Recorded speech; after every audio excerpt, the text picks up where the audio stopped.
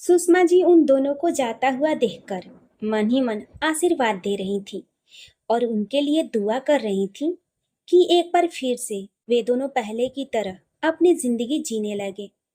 विराट ने अपनी गाड़ी में एक प्यारा सा रोमांटिक गाना चला दिया था और चोर नजरों से अनु को देखता हुआ गाड़ी ड्राइव कर रहा था। ज्यूरिक। निर्मला जी बड़े प्यार से बच्ची की परवरिश कर रही थी। उन्होंने उसका नाम अविका रखा था। वह नहीं चाहती थी कि उसका नाम मेघना रहे। उनका सोचना ये था, जैसा नाम वैसा गुण। कहीं ऐसा ना हो कि इस मासूम सी बच्ची में भी मेरी बेटी के जैसे दुगुण आ जाए। मेघा को इन सब चीजों से कोई मतलब नहीं था, क्योंकि उसके पास इतना वक्त ही नहीं था कि वह इस बारे में कुछ सोच पाती। वैसे भी उसे कौन सा उस बच्ची से लगाव था। उसने तो बस अपनी दुश्मनी निकालने के लिए उसका किडनैपिंग किया था। फिलहाल तो उसका सारा ध्यान कुणाल की तरफ था। उसे इस काम के लिए सत्यम की मदद की जरूरत थी, इसलिए उसने जानबूझकर उसके ऑफिस जाने के वक्त पर उससे जा टकराई। हाय स्टेला, कैसी हो? न्यू ईयर की पार्टी के बाद तो तुम नजर ही नहीं आई। इतना कहते हुए सत्यम मुस्कुराया। आई एम फाइन, बस थोड़ा बिजी थी, इसलिए मिलना नहीं हो पाया। वैसे आज तुम बड़े मौके पर मिले हो।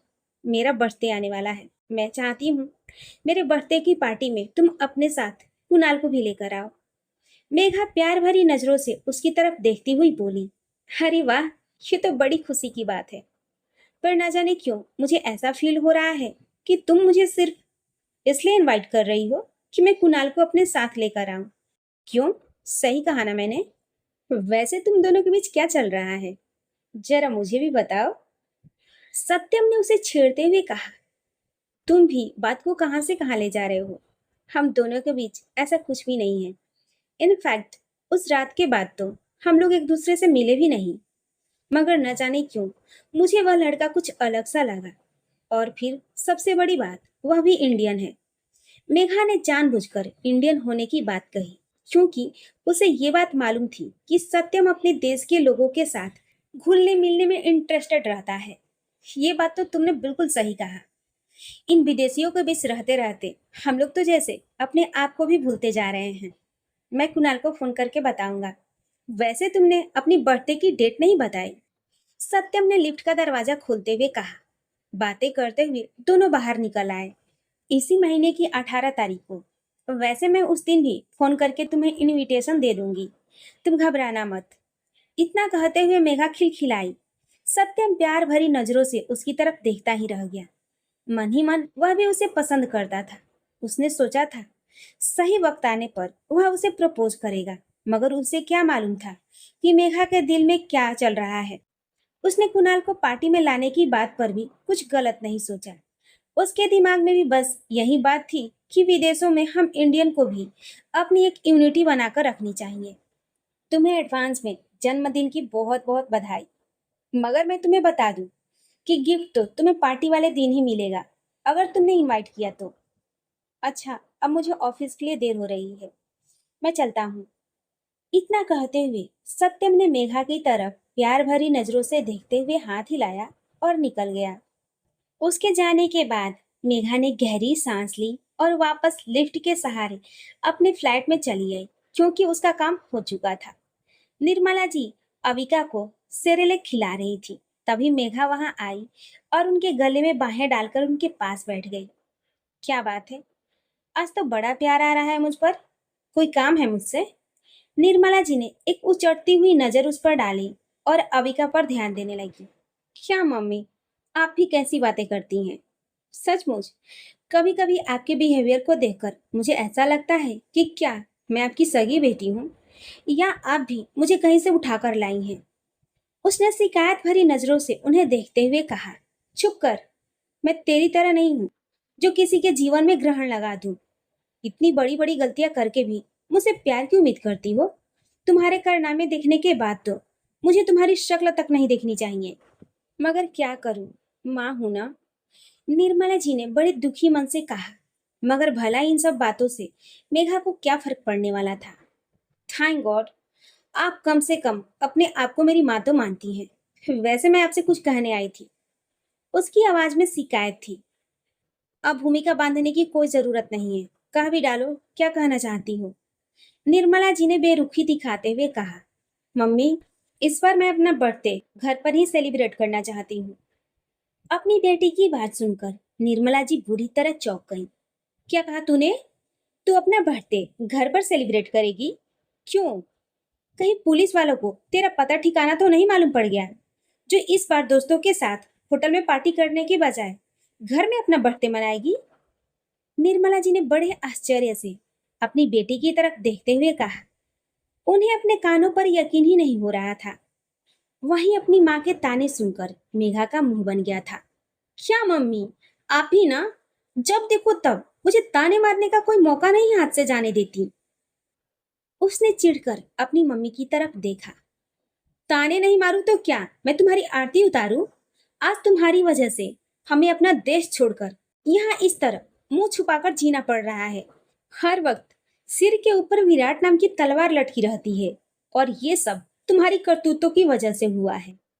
निर्मला जी ने गुस्से से भरकर कहा और फिर वह अविका को सुलाने लगी। विराट का नाम सुनते ही मेघा के जख्म फिर से हरे हो गए। उसकी नजर जब निर्मला जी की गोद में सोई हुई अविका पर गई तो उसके मन में उसके लिए नफरत सी पैदा हो गई। इस लड़की को तो इतना लाड़ प्यार करने की कोई जरूरत नहीं है मम्मी। मेरा बस चले तो बड़ी होने पर मैं इसे कॉल गर्ल बना दूं ताकि उस संस्कारी अनु का खून हर रात लोगों का दिल बहलाए और मेरा बदला पूरा हो। मैं तो ये सोच सोचकर खुश हो जाती हूँ कि जब कभी विराट अपनी बेटी को एक धंधे वाली के रूप में देखेगा तो कितना मजा आएगा। उसका चेहरा देखने लायक होगा। अपनी बेटी के मुंह से ऐसी बात सुनकर निर्मला जी हैरान रह गई। उनकी तो रूह तक कांप गई अपनी बेटी की सोच जानकर। उन्होंने गहरी नींद में सोई हुई मासूम अविका को कसकर अपने सीने से लगा लिया। वह घूरकर मेघा की तरफ देखने लगी। उनकी आंखों से इस वक्त नफरत के शोले निकल रहे थे। अब आप मुझे ऐसे क्यों देख रही हैं? उन लोगों ने आपकी बेटी के साथ कितना गलत किया, ये आपको दिखाई नहीं देता है क्या? मेघा के मुंह से ऐसी बात सुनकर वह आगे बढ़ी और उन्होंने एक जोरदार तमाचा उसके मुंह पर रसीद कर दिया। अचानक से थप्पड़ खाकर मेघा बुरी तरह तिलमिला उठी। इससे पहले कि वह कुछ बोल पाती, निर्मला जी गरजते हुए बोली, काश तुझे ये थप्पड़ मैंने उस वक्त लगाया होता जब तुमने पहली गलती की थी, तो शायद आज ये दिन नहीं देखना पड़ता। ये मेरी अंधी ममता का दोष है जो तू इस राह पर चल निकली है। लगता है मैंने इस लड़की को घर में लाकर बहुत बड़ी गलती कर दी। काश इसे मैंने वहीं किसी गट्टर में डाल दिया होता। मेघा ने बड़ी नफरत के साथ अविका को घूरते हुए कहा। मेघा के मुंह से ये बात सुनकर निर्मला जी अपना आपा खो बैठी। उन्होंने बच्ची को कसकर सीने से लगा लिया और मेघा की तरफ देखने लगी। मेरी बात कान खोलकर सुन लो मेघा। आज के बाद अगर तूने इस मासूम के लिए कोई गलत बात कही या इसके साथ कुछ गलत किया तो मैं तेरी कसम खाकर कहती हूँ कि मैं खुद पुलिस स्टेशन जाकर तेरी रिपोर्ट लिखवाऊंगी और तुझे गिरफ्तार करवाऊंगी। तेरी जैसी औलाद होने से तो अच्छा होता कि मैं बे औलाद ही होती। इतना कहते हुए उनकी आंखों से आंसुओं की बूंदें झरने लगी। आज सचमुच उन्हें अपनी बेटी के साथ साथ अपने आप पर भी शर्म आ रही थी। जीवन में पहली बार अपनी माँ के हाथों से थप्पड़ खाकर और उनकी इतनी जली कटी सुनकर मेघा को तो अपने कानों पर यकीन ही नहीं हो रहा था। वह बार बार आंखें फाड़कर अपनी माँ की तरफ देख रही थी। उनके चेहरे और आंखों में खुद के लिए नफरत देखकर मेघा समझ गई थी कि इनके दिमाग का कोई ठिकाना नहीं है। अगर इनका दिमाग घूम गया तो सचमुच ये कुछ भी कर सकती हैं। और फिर पापा तो पहले से ही मेरे खिलाफ है। नहीं नहीं, मुझे कोई रिस्क नहीं लेना है। मुझे किसी तरह मम्मी को पटाना ही होगा। मैं भी कितनी बेवकूफ हूँ। आई थी क्या बात करने के लिए और क्या हो गया। यही सोचकर उसने गहरी गहरी सांस लेकर खुद को रिलैक्स किया और फिर उठकर अपनी मम्मी के करीब चली गई। सॉरी मम्मी, मुझे अविका के लिए ऐसा कुछ नहीं कहना चाहिए था, मगर मैं क्या करूं, थोड़ी पागल हूं ना, इसलिए खुद पर कंट्रोल नहीं कर पाती। आप तो अपनी बेटी को अच्छी तरह से जानती हैं, प्लीज माफ कर दीजिए मुझे। इस तरह रोनी सूरत बनाकर जब मेघा ने निर्मला जी से ये बात कही तो निर्मला जी थोड़ी शांत हो गई। फिर भी उन्होंने अपना इरादा नहीं बदला था। आज के बाद इसे मेघना नाम से मत बुलाना। मैं नहीं चाहती कि इस पर तेरी तो क्या, तेरे नाम की भी परछाई पड़े। मैंने इसका नाम बदल दिया है। उन्होंने ठोस आवाज में जवाब दिया। उनकी बात सुनकर एक पल के लिए तो मेघा का दिमाग फिर से सनक गया, मगर इस वक्त वह कोई लफड़ा नहीं चाहती थी। इसलिए उसने अपनी मम्मी का मूड ठीक करने की कोशिश करते हुए पूछ लिया, चलिए, कोई बात नहीं। आप इस पर मेरी परछाई तो क्या, मेरे नाम की साया भी नहीं पड़ने देना चाहती। तो ठीक है, मगर जरा ये बताइए कि आपने इसका नया नाम क्या रखा है?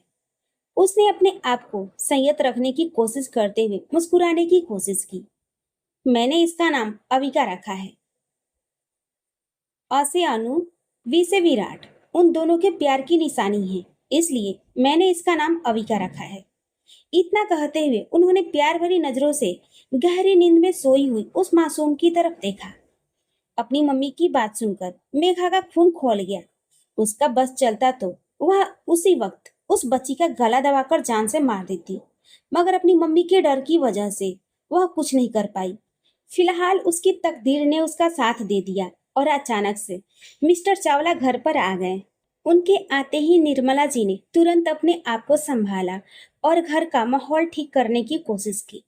मिस्टर चावला ने जब मेघा को घर पर देखा तो उनकी तरफ देखकर मुस्कुराए और वह सोफे पर उसके पास आकर बैठ गए। तुम्हें इस वक्त घर पर देखकर बहुत खुशी हुई। लगता है तुम्हारे सारे दोस्त अपने अपने काम में बिजी हैं शायद, इसलिए तुम घर पर हो। मिस्टर चावला ने उसकी तरफ देखकर हल्के से मुस्कुराते हुए कहा। ये सही मौका जानकर मेघा उनके कंधे पर सिर रखकर उठने का नाटक करते हुए बोली, क्या पापा, आप भी मुझसे ऐसी बातें कर रहे हैं? मम्मी तो वैसे भी लेक्चर देकर मेरे पीछे पड़ी ही रहती हैं, और अब आप भी शुरू हो गए। वैसे पापा, मेरा जन्मदिन आ रहा है, तो इस बार आप अपनी बेटी का बर्थडे कैसे सेलिब्रेट करने वाले हो? मेघा ने बड़े प्यार से अपने पापा के साथ लाड़ लड़ाते हुए पूछा। हम इतने खुशनसीब पेरेंट्स नहीं हैं जो अपने बच्चों का बर्थडे खुद सेलिब्रेट करें। हमेशा की तरह तुम बताओ कि तुम्हें कितने डॉलर चाहिए, क्योंकि तुम तो अपने फ्रेंड्स के साथ ही सेलिब्रेट करोगी। मिस्टर चावला ने एक ठंडी सांस लेते हुए कहा। तब तक निर्मला जी उनके लिए कॉफी लेकर आ गई थी। फिलहाल वह थोड़ी देर पहले हुई घटना के बारे में अपने पति को कुछ बताना नहीं चाहती थी, इसलिए उन्होंने सब कुछ अनजान बनते हुए मिस्टर चावला की तरफ देखा। आज तो कमाल हो गया निर्मला जी, आपकी बेटी हमसे पूछ रही है कि हम उसका बर्थडे कैसे सेलिब्रेट करने वाले हैं। अभी थोड़ी देर पहले इसने मुझसे भी यही कहा था। मुझे तो अपने कानों पर यकीन ही नहीं हुआ। अब आप ही पूछ लीजिए कि ये क्या चाहती है। निर्मला जी की आवाज शुष्क थी। मैं इस बार अपना बर्थडे घर पर ही सेलिब्रेट करना चाहती हूँ। टेंशन मत लीजिए, मैं सिर्फ अपने 2-4 फ्रेंड्स को ही इनवाइट करूंगी, और मुझे यकीन है कि मेरे दोस्तों से मिलकर आपको भी बहुत खुशी होगी। सही मौका देखकर मेघा ने तुरंत अपने मन की बात कह डाली। अपनी बेटी की बात सुनकर मिस्टर चावला ने चौंक कर उसकी तरफ बड़ी गौर से देखा। उन्हें अपने कानों पर यकीन नहीं हो रहा था कि उनकी बेटी घर पर उन लोगों के साथ अपना बर्थडे सेलिब्रेट करना चाहती है, वरना उन्हें तो उस दिन उसकी शक्ल तक नहीं दिखाई पड़ती थी।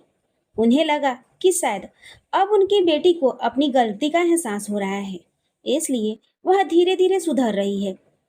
ऐसा ख्याल आते ही उनके दिल को बहुत सुकून मिला। पहली बार वह दिल से मुस्कुराए। वह प्यार भरी नजरों से उसकी तरफ देखकर बोले, मुझे तो यकीन ही नहीं हो रहा है कि तुम अपना बर्थडे हम लोगों के साथ घर पर मनाना चाहती हो। तुम्हें जिसे बुलाना हो बुलाओ, मैं और तुम्हारी मम्मी खुद सारा अरेंजमेंट करेंगे। अपने पापा की बात सुनकर मेघा खुश हो गई। उसका काम हो चुका था। उसे इस बात का पूरा यकीन था कि पार्टी में जब उसके मम्मी पापा कुणाल को देखेंगे तो हैरान हो जाएंगे, और फिर जब मैं कुणाल के साथ अपनी शादी की बात करूंगी तब तो उन्हें एक जोरदार झटका लगेगा। अगर कुणाल भी इस रिश्ते के लिए राजी हो गया तो झटपट ये शादी हो जाएगी। असली विराट ना सही तो कोई बात नहीं, उसकी छाया ही सही। यही सोचकर उसके होठों पर एक मुस्कान आ गई। मगर कम से कम ये मुझे दिलो जान से प्यार तो करेगा। यहाँ कोई अनु नहीं होगी मेरी खुशियों में आग लगाने के लिए। इन सारी बातों को सोचकर मेघा बहुत खुश हो रही थी। एक बार उसके जी में आया कि वह कुणाल से मिले या फिर उससे बात करे, मगर फिर अगले ही पल उसने सोचा कि अगर कुणाल भी सचमुच उसकी तरफ अट्रैक्ट होगा तो सत्यम के कहने से वह तुरंत आने के लिए तैयार हो जाएगा। बर्थडे से एक दिन पहले मैं उसे खुद से इनवाइट करूंगी। इस तरह वह उसे लुभाने की कोशिश कर रही थी। सत्यम जब ऑफिस पहुंचा तो उसे याद आया कि एस्टेला ने उसे कुणाल से बात करने को कहा था। एक बार तो उसके मन में आया कि वह कुणाल से कुछ भी ना कहे, क्योंकि वह खुद भी उससे प्यार करता था। सत्यम बेटे, तुमने अपने दिल की बात करने में शायद देर कर दी है। तुम जिसे चाहते हो, शायद उसकी नजरों को कुणाल भा गया है, और कुणाल तो पहले से ही उस पर मर मिटा है। कुल मिलाकर तुम्हारा पता साफ हो चुका है। सत्यम ने अपने आप से कहा। इस वक्त उसका काम करने में भी मन नहीं लग रहा था। प्यार कोई जबरदस्ती की चीज नहीं है। अगर वह कुणाल को पसंद करने लगी है तो इसमें उसका कोई कसूर नहीं है। ये सब कुछ तो दिल की बात है। अगर कहीं उसके दिल ने कुणाल को चुन लिया है तो फिर मेरा बीच से हट जाना ही ठीक है। यही सोचते हुए उसने कुणाल को कॉल कर दिया। हेलो कुणाल, आज शाम को तुम मिल सकते हो क्या? मुझे तुमसे कुछ जरूरी बात करनी है। फाइन नॉट, ऐसा करते हैं, हम दोनों ऑफिस के बाद मिलते हैं। मैं तुम्हारे ऑफिस के पास वाले कॉफी शॉप में वेट करूंगा। इतना कहते हुए कुणाल ने कॉल डिस्कनेक्ट कर दिया और सोचने लगा कि आखिर ऐसी क्या बात हो सकती है। अगर ऐसी वैसी कोई बात होती तो वह मुझे फोन पर भी बता सकता था। इधर सत्यम का मन बहुत ही उदास था। हालांकि वह भी इस बात के लिए पूरी तरह श्योर नहीं था कि स्टेला सचमुच कुणाल को चाहने लगी है। अब उस बेचारे को भला ये बात कहाँ मालूम थी कि मेघा कुणाल के पीछे क्यों पड़ी है। Coffee shop. आज कुणाल ऑफिस से कुछ जल्दी ही निकल गया था और इस वक्त कॉफी शॉप में बैठा हुआ सत्यम का वेट कर रहा था।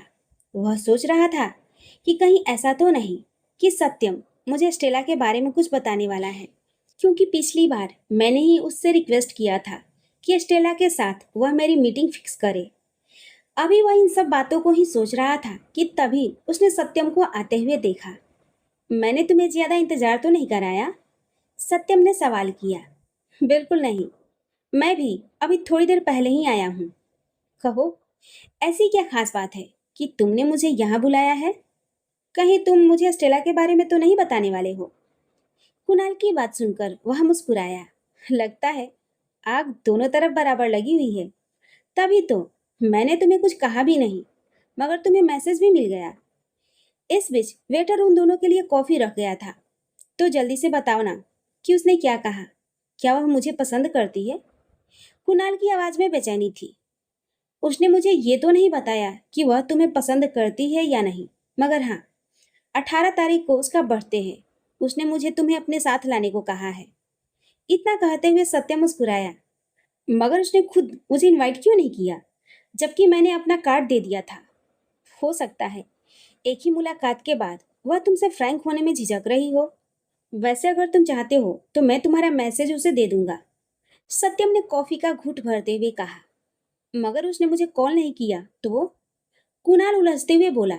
तो कोई बात नहीं, उसने मुझे तुम्हें अपने साथ लेकर आने को कहा है। तुम मेरे साथ चलना। उसकी बेचैनी देखकर सत्यम ने हंसते हुए कहा। उसे इस तरह हंसते हुए देखकर कुणाल चिढ़ गया। कोई बात नहीं, आज मेरे ऊपर हंस लो बच्चू। जिस दिन तुम्हें भी किसी लड़की से प्यार होगा और तुम मेरी तरह बेचैन रहोगे, उस वक्त मैं तुमसे पूछूंगा। उसकी बात सुनकर सत्यम एकाएक खामोश हो गया। वह सोच रहा था कि अब मैं तुम्हें कैसे बताऊं मेरे दोस्त कि कितना बेचैन हूं मैं। जिस लड़की ने मेरे दिल में अपना घर बना लिया है, तुमने भी उसी लड़की को पसंद कर लिया है। इसमें तुम्हारी क्या गलती है? और शायद तुम भी उसकी पसंद बन चुके हो। और अब मैं अपने टूटे हुए दिल के टुकड़े समेट रहा हूँ। उसे इस तरह ख्यालों में खोया हुआ देखकर कुणाल ने उसकी आंखों के आगे चुटकी बजाई। कमाल है, कहाँ खो गए तुम? अगर तुम्हें मेरी बात का बुरा लगा हो तो सॉरी, मैंने तो सिर्फ मजाक किया था। कुणाल की बात सुनकर वह मुस्कुराया और हंसते हुए बोला। ऐसी कोई बात नहीं है, बल्कि मैं तो ये सोच रहा था कि आखिर मुझ में ऐसी क्या कमी है कि कोई भी लड़की मुझे पसंद नहीं करती। जिस तरह तुमने मुझे मेरे प्यार से मिलवाया है, मैं भी तुम्हें आशीर्वाद देता हूँ कि बहुत जल्द तुम्हारी जिंदगी में भी एक सुंदर और सुशील लड़की का आगमन हो जाए। कुणाल ने जब आशीर्वाद की मुद्रा में हाथ उठाते हुए कहा तो सत्यम को हंसी आ गई। अच्छा ठीक है, तो फिर मैं निकलता हूँ। हो सकता है कि अस्टेला तुम्हें कॉल करे। अगर ऐसा कुछ हुआ तो मुझे बता देना। इतना कहते हुए सत्यम उठकर खड़ा हो गया और जाने लगा। मैं भी चलता हूँ यार, अब मैं यहाँ बैठकर क्या करूँगा। इतना कहते हुए कुणाल भी उठ खड़ा हुआ और दोनों अपने अपने घर के लिए निकल गए। इंडिया। विराट जब अनु को लेकर घर लौटा तो बहुत खुश नजर आ रहा था। जितनी देर वे लोग बाहर एंजॉय कर रहे थे, अनु खुश थी। उसने एक बार भी अपनी बेटी को याद करके आंसू नहीं बहाए थे। विराट ने तय कर लिया था कि अब वह डेली उसे लेकर कहीं ना कहीं घूमने जरूर जाएगा। सुषमा जी भी उन दोनों को खुश देखकर बहुत खुश थी। उन्होंने आज भी अयान को अपने पास ही सुला दिया था।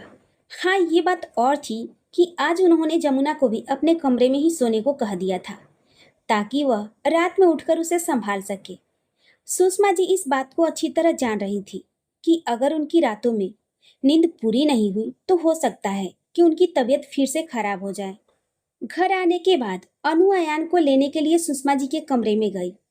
मैं इसे अपने साथ ले जा रही हूँ मम्मी, वरना सारी रात ये आपको परेशान करेगा। इतना कहते हुए जैसे ही अनु अयान को गोद में उठाने लगी तो सुषमा जी ने उसे मना कर दिया।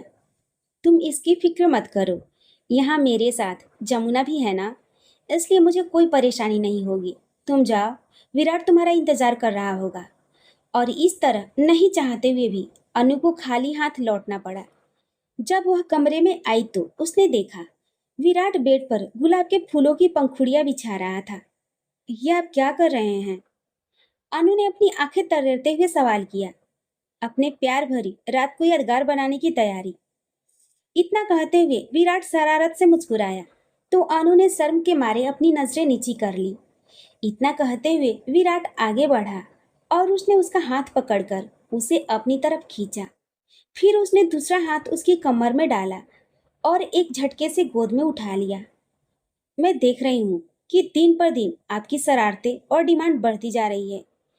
अनु ने खुद को छुड़ाने की कोशिश करते हुए कहा, मेरा बस चले तो मैं तुम्हें एक पल के लिए भी अपनी नजरों से दूर न जाने दूं। दुखों की एक लंबी काली रात के बाद हमारे जीवन में खुशियों की धूप खिली है। मैं इस खुशियों की धूप को पूरी तरह आत्मसात करना चाहता हूँ। इतना कहते हुए विराट इमोशनल हो गया था। खुद के लिए इतना प्यार देखकर अनु भी भाव विभोर हो गई थी। उसने भी अपनी बाहें उसके गले में डाल दी और उसके कंधे पर सिर रखकर आंख बंद कर ली। विराट ने बड़ी कोमलता और आहिस्ता के साथ उसे बिस्तर पर लिटा दिया, मानो वह अनु नहीं बल्कि कोई कोमल और नाजुक सा गुलाब का फूल हो। कमरे में गुलाब के फूलों की भीनी भीनी खुशबू फैली हुई थी। विराट ने बड़े प्यार से अनु के चेहरे पर बिखरी हुई जुल्फों को हटाया और उसकी बंद पलकों को चूम लिया। अनु अपने आप में और सिमट गई थी। तभी विराट ने नाइट लैंप ऑफ किया और उसे अपनी बाहों में भरकर प्यार की दुनिया में खो गया। लकी का ऑफिस। कविता को लकी के ऑफिस में काम करते हुए 2 महीने हो गए थे। धीरे धीरे लकी उसका दीवाना हो गया था, मगर उसकी हिम्मत नहीं हो रही थी कि वह उससे अपने प्यार का इजहार कर सके। उसकी समझ में नहीं आ रहा था कि वह ऐसा क्या करे कि कविता को भी उसकी फीलिंग समझ में आ जाए। कविता के ख्यालों में खोया हुआ जब वह ऑफिस के लिए आ रहा था तो उसने अपने गाड़ी में एफएम रेडियो चला दिया। इस वक्त रेडियो पर एक से एक रोमांटिक गाने आ रहे थे। लगता है इन साले रेडियो वाले को भी पता है कि मैं किसी के इश्क मोहब्बत में पड़ गया हूँ और इजहार भी नहीं कर पा रहा हूँ, इसलिए सिर्फ रोमांटिक गाने सुना सुना कर मुझे जला रहे हैं। लकी अपने आप से कहा और रेडियो बंद करने ही वाला था कि तभी एक काफी पुराना सॉन्ग शुरू हो गया। गाने के बोल थे, मैं कहीं कवि न बन जाऊं तेरे प्यार में ऐ कविता। लक्की ने जैसे ही इस गाने को सुना तो उसे ऐसा लगा जैसे इस गाने का हर बोल सिर्फ उसी के लिए बनाया गया है। उसने रेडियो की तरफ फ्लाइंग किस फेंका। माफ करना रेडियो वालों, अभी अभी मैंने तुम्हें गालियां दी थी, मगर तुम लोगों ने तो मेरे दिल की बात समझ ली और मेरे लायक गाना भी चला दिया है। और तो और लड़की का नाम भी सेम टू सेम है। थैंक यू यार। इतना कहते हुए उसने गाड़ी को सड़क के किनारे लगाया और अपने मोबाइल में सर्च करके इस गाने को सेव कर लिया। वीडियो में उसने देखा कि धर्मेंद्र किस तरह से वैजयंती माला से इजहारे मोहब्बत कर रहे थे। गाने की वीडियो देखते हुए लकी खुद को धर्मेंद्र के रूप में और कविता को वैजयंती माला के रूप में दिख रहा था। यार अब्बा, अब मेरी इतनी हेल्प कर दी है तो थोड़ा सा और कर देना कि ये गाना सुनकर कविता भी मुझे प्यार करने लगे। लकी ने अपने दोनों हाथ ऊपर उठाकर भगवान से प्रार्थना की और फिर गाड़ी स्टार्ट करके ऑफिस के लिए निकल गया। इस गाने के चक्कर में आज उसे अपने ऑफिस पहुंचने में देर हो गई थी। अंदर आते हुए उसने देखा कि कविता ऑफिस आ चुकी थी और इस वक्त अपने टेबल पर बैठी काम कर रही थी। अब लकी की समझ में नहीं आ रहा था कि वह किस बहाने से कविता को अपने केबिन में बुलाए। जब उसे और कुछ नहीं सूझा तो उसने एक झूठी मीटिंग के बहाने उसे बुला लिया। जैसे ही उसने कविता को अपने केबिन की तरफ आते हुए देखा, उसने झट से अपने मोबाइल में वही गाना चला दिया। मैं आई कम इन सर? कविता ने धीरे से कहा, मगर लकी तो आंखें बंद करके गाना सुनने में व्यस्त था। मोबाइल की आवाज उसने तेज कर रखी थी और गाना बज रहा था। ये देखकर कविता खुद ही अंदर आ गई और सामने पड़ी कुर्सी पर बैठकर टेबल को जोर से थपथपाया। लकी तो वैसे भी जानबूझकर आंखें बंद किए बैठा था। जैसे ही उसने आवाज सुनी, झट से अपनी आंखें खोल दी और कविता की आंखों में देखने लगा। गाना बज रहा था और उसके साथ साथ लकी भी लिपसिंग कर रहा था। मैं कहीं कवि ना बन जाऊं तेरे प्यार में एक कविता। मैंने दिल के आईने में तुझे बार बार देखा, तेरी अखियों में देखा तो झलकता प्यार देखा। तेरा तीर मैंने देखा तो जिगर के पार देखा। मैं कहीं कवि ना बन जाऊं तेरे प्यार में एक कविता। एक तरफ ये गाना बज रहा था, दूसरी तरफ लकी प्यार की वर्षा में भीगता हुआ कविता की आंखों में देख रहा था। इस वक्त वह खुद को फिल्म के हीरो धर्मेंद्र से कम नहीं समझ रहा था। कविता उसे इस तरह अपनी तरफ देखता हुआ पाकर अपने आप को अनकंफर्टेबल फील कर रही थी। उसे जब कुछ और नहीं सूझा तो उसने मोबाइल बंद करने के लिए हाथ बढ़ाया, मगर लकी तब तक मोबाइल उठा चुका था। गाने के बोल अब भी जारी थे। मैं कहीं कभी ना बन जाऊं तेरे प्यार में एक कविता। गाने के हर बोल के साथ जैसे लकी उसकी आंखों के सहारे दिल में उतरने की कोशिश कर रहा था। ये देखकर कविता से अब और बर्दाश्त नहीं हुआ।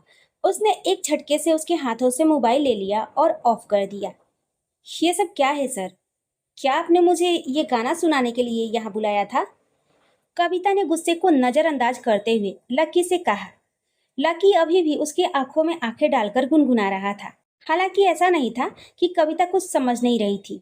काफी दिनों से वह लकी की आंखों में खुद के लिए कुछ अलग सा फीलिंग देख रही थी, मगर उसे ये सब मालूम नहीं था कि उसका बॉस सचमुच उससे प्यार करने लगा है।